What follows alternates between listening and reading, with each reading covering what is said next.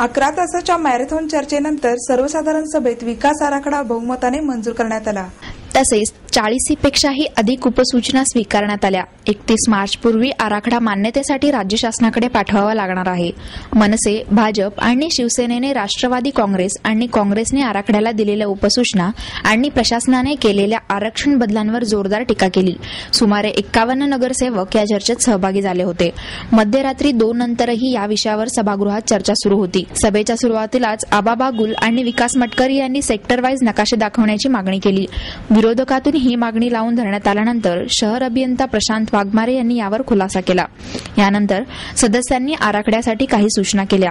यामध्ये भविष्यातील पाण्याचा प्रश्न, वाहतुकीची समस्या, अतिरिक्त FSI आणि TDRमुळे शहराला येणारा बकालपणा, कचऱ्याची समस्या, क्रीडांगणाची कमतरता, शेती झोनचे निवासीकरण, आरक्षणांमधील बदलावरून प्रशासनाला धारेवर धरले.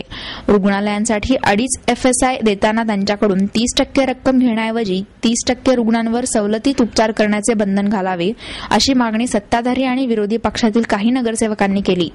पथारी व्यावसायिकांचे उपनगरात पुनर्वसन करण्याऐवजी व्यवसायाच्या जागेच्या परिसरातच अम्युनिटी स्पेसच्या जागेत जागा देण्यात यावी, अशी मागणी करण्यात आली.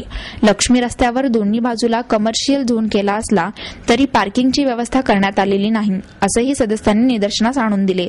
गरिबांसाठी घराचे नियोजन करताना अडचण ठरणार नाही अशा नियमांचा विचार करायला हवा, अशीही विरोधकांनी मागणी केली.